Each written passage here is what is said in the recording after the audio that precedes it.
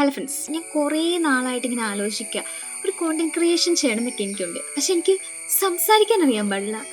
അപ്പം നിങ്ങളുടെ സപ്പോർട്ട് ഉണ്ടെങ്കിൽ ഞാനിത് മുന്നോട്ട് കൊണ്ടുപോകുന്നതായിരിക്കും, അല്ലെങ്കിൽ ഞാനിത് ഇവിടെ വെച്ച് നിർത്തുന്നതായിരിക്കും. ഇന്നിരുന്ന് ആലോചിച്ചപ്പോൾ ഓർത്തു ഒരു ചെറിയൊരു സ്റ്റോറി നിങ്ങളോട് പറയാമെന്നോർത്തു. അപ്പോൾ എല്ലാവർക്കും അറിയില്ല, എന്നാലും എന്നെ അറിയുന്നവർക്കൊക്കെ അറിയാമായിരിക്കും. ഞാനൊരു നേഴ്സാണ്. അപ്പോൾ ഈ നേഴ്സസ് ആയിട്ടുള്ളവർക്ക് എല്ലാവർക്കും റിലേറ്റ് ചെയ്യാവുന്ന രീതിയിലുള്ള ഒരു എക്സ്പീരിയൻസ് ആണ്. അപ്പം ഞാൻ ഇന്നിവിടെ പറയാൻ പോകുന്ന ഈ ഒരു സ്റ്റോറി എല്ലാ നഴ്സുമാരുടെ ലൈഫിലുണ്ടായ ഒരു കാര്യമായിരിക്കും. ഞാനപ്പോൾ പറഞ്ഞു വരുന്നത് എന്നാന്ന് വെച്ചാലേ, പെയിൻ സ്കെയിൽ സ്കോർ ഇല്ലേ, അതിനെക്കുറിച്ചാണ് ഞാൻ പറഞ്ഞു തന്നെ. എനിക്ക് മോസ്റ്റ് ഓക്വേർഡായിട്ട് ഫീൽ ചെയ്യുന്ന ഒരേ ഒരു സംഭവം ഈ ഒരു പെയിൻ സ്കെയിൽ സ്കോർ ചോദിക്കുക എന്നുള്ളതാണ്. ഈ ഒരു സിറ്റുവേഷൻ ആരെങ്കിലൊക്കെ ഫേസ് ചെയ്തിട്ടില്ലേ?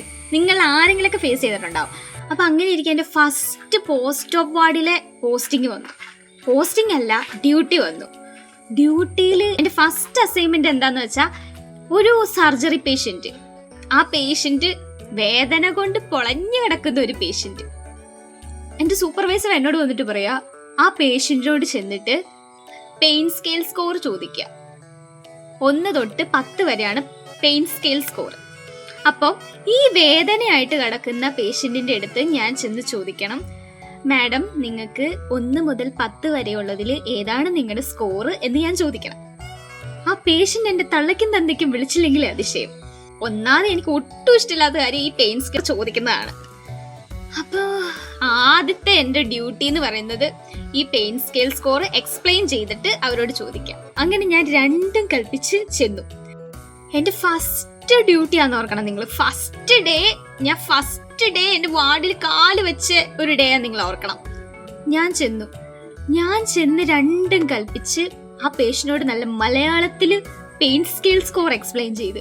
അപ്പൊ എൻ്റെ സൂപ്പർവൈസർ പറയാ, ഈ പേഷ്യന്റ് മലയാളി അല്ല മോളെ, മാലി പേഷ്യന്റ് ആണ്, മോളത് ഇംഗ്ലീഷിൽ എക്സ്പ്ലെയിൻ ചെയ്യണം. ഞാൻ എങ്ങനെയൊക്കെയോ തട്ടിക്കൂട്ടി ഇംഗ്ലീഷിൽ എക്സ്പ്ലെയിൻ ചെയ്ത് ആ പേഷ്യന്റിന്റെ മുഖം കാണണമായിരുന്നു. എൻ്റെ പൊന്നെ, എൻ്റെ ഇംഗ്ലീഷ് മനസ്സിലാവാത്തതുകൊണ്ടാണോ അതോ ആ പേഷ്യന്റിനെ കുറ്റം പറയാൻ പറ്റില്ല. സർജറി കഴിഞ്ഞ് ഇപ്പോൾ വാർഡിലോട്ട് കൊണ്ടുവന്ന ഒരു പേഷ്യന്റ്. ആ പേഷ്യന്റിനോട് ചെന്നിട്ട്, മാഡം നിങ്ങളുടെ പെയിൻ സ്കെയിൽ സ്കോർ പറയാൻ പറഞ്ഞ ആ പേഷ്യന്റ് അല്ല, ആരാണേലും അങ്ങനെയൊക്കെ നമ്മളോട് പ്രതികരിക്കത്തുള്ളൂ. പിന്നെ എൻ്റെ എന്തോ ഭാഗ്യത്തിന് ആ പേഷ്യന്റ് എന്നെ ഒന്നും പറഞ്ഞില്ല. ഞാൻ പിന്നെയും റിപ്പീറ്റ് ചോദിച്ചു. പിന്നെ ലാസ്റ്റ് ആയപ്പോൾ ആ പേഷ്യന്റിന് തോന്നിക്കാണും, ഒന്നും മിണ്ടാണ്ടിരുന്നിട്ട് കാര്യമില്ല, ഈ പെണ്ണ് ഇവിടുത്തെ പോവില്ലെന്നാ തോന്നുന്നേ. അങ്ങനെ ഓർത്തപ്പോഴാ തോന്നുന്നു ആ പേഷ്യന്റ് പിന്നെ സ്കോർ പറഞ്ഞു. ഇങ്ങനെ ഒരു സിറ്റുവേഷൻ നിങ്ങളുടെ ലൈഫിൽ ഉണ്ടായിട്ടുണ്ടോന്നല്ല, എല്ലാ നഴ്സുമാരുടെയും ലൈഫിൽ എന്തായാലും ഉണ്ടായിട്ടുണ്ടാവും. ഒന്നില്ല സ്റ്റുഡന്റ് പീരീഡിലായിരിക്കും, അല്ലെങ്കിൽ നഴ്സുമാരായിട്ട് ഈ surgical ward, post of ward, recovery ഇതിലൊക്കെ വർക്ക് ചെയ്യുന്നവർക്കാണെങ്കിൽ നിങ്ങൾക്ക് റിലേറ്റ് ചെയ്യാൻ സാധിക്കും. അപ്പൊ ഇങ്ങനെ ഏതെങ്കിലും ഒരു നിങ്ങളുടെ മൈൻഡിൽ, ഞാനിപ്പോൾ ഇത് പറഞ്ഞപ്പോൾ നിങ്ങളുടെ മൈൻഡിലേക്ക് ഏതെങ്കിലും ഒരു സിറ്റുവേഷൻ വന്നിട്ടുണ്ടെങ്കിൽ ജസ്റ്റ് ഒന്ന് കമന്റ് ചെയ്യണേ. അപ്പോൾ നിങ്ങളോട് ഇത് ഷെയർ ചെയ്യണമെന്ന് എനിക്ക് തോന്നി. ഇതുപോലത്തെ കുറെ എക്സ്പീരിയൻസ് എനിക്ക് ഉണ്ട്. അപ്പൊ ഞാൻ ഈ പേജ് കണ്ടിന്യൂ ചെയ്യണോ വേണ്ടയോ എന്ന് നിങ്ങൾ തന്നെ പറയണം കേട്ടോ. എനിക്കാണെങ്കിൽ ഒന്നാമത് ഇങ്ങനെ സംസാരിക്കാൻ എനിക്ക് അറിയാൻ പാടില്ല.